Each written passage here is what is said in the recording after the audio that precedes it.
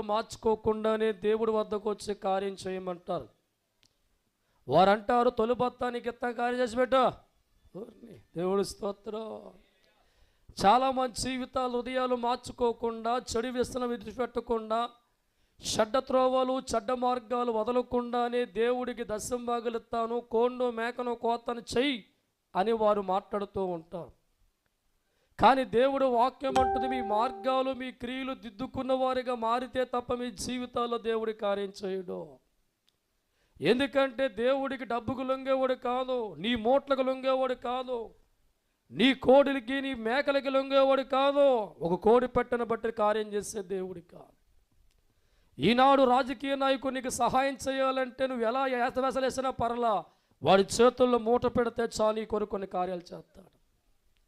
ఒక అధికారి నీ కార్యక్రమాలు జరిగించాలని కోరుకుంటే నువ్వు ఎక్కడ తిరిగినా, ఎన్ని వేషాలు వేసినా, ఏ మార్గాల్లో పోయి అనవసరం వాడి చేతులు డబ్బు పెడితే చాలు నీ కార్యం వాడు జరిగిస్తాడు. కానీ పరిశుద్ధాత్మ దేవుడు మనిషిగా నీకు సహాయం చేయాలంటే నువ్వు ఇచ్చే మూటలు బట్టి కార్యం చేయడండి. నీవిచ్చే డబ్బును బట్టి, నీవిచ్చే ధనమును బట్టి, నీవిచ్చే మేకను బట్టి, నీవిచ్చే కోడిని బట్టి దైవం చేసేవాడిగా ఉండడు.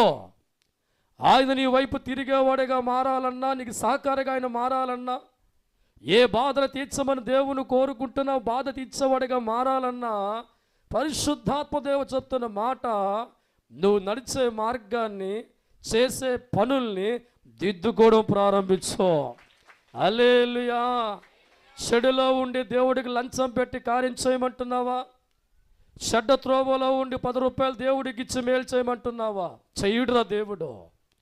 నువ్వు వచ్చిన స్థలంలో ఉన్న దేవుడు పరిశుద్ధమైన దేవుడు. ఆయన డబ్బుకు లొంగేవాడు కాదు, బంగారం లొంగేవాడు కాదు, నువ్వేసే కోడిగుడ్డికి లొంగేవాడు కాదు, కోడి పెట్టకు లొంగేవాడు కాదు. మనిషి జీవితంలో భగవంతుడి కార్యము చేయాలంటే ఈ దేవుడు కోరుకున్న కార్యక్రమం హృదయాలు మార్చుకున్న వ్యక్తిగా మారు. గతకాలం అంతా వంకర మార్గంలో తిరిగే వ్యక్తిగా ఉన్నావా? చెడు మార్గంలో ప్రవేశించే వ్యక్తిగా ఉన్నావా? అక్కడక్కడ నీకు ఇష్టమైన మార్గాల్లో పరిగెత్తే వ్యక్తిగా ఉన్నావా? అయితే నువ్వు వద్ద వచ్చిన నీతు ప్రబట్టున్నాడు, ఈరోజు నా బాధను తీర్చమని దేవుడు వద్దకు వచ్చావు. నీ కష్టాలు పోగొట్టమని, నీ బాధలు తీర్చమని, రోగంలోంచి విడిపించమని, అప్పుల్లో విడిపించమని, సంతానం కలగచేయమని యేసయ్య వద్దకు వచ్చి అడుగుతున్నావు కదా. ప్రభు అన్నాడు, ఎంత అడగల, మార్చుకో,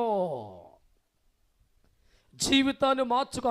నాకు అనుకూలంగా మారగలిగితే నేను పరిశుద్ధనే కనుక నీవు కూడా పరిశుద్ధమైన ప్రవర్తన కలిగిన వాడిగా మారగలిగితే, నేను వంకర మార్గాలు లేని దేవుని కనుక నీలో ఉన్న వంకర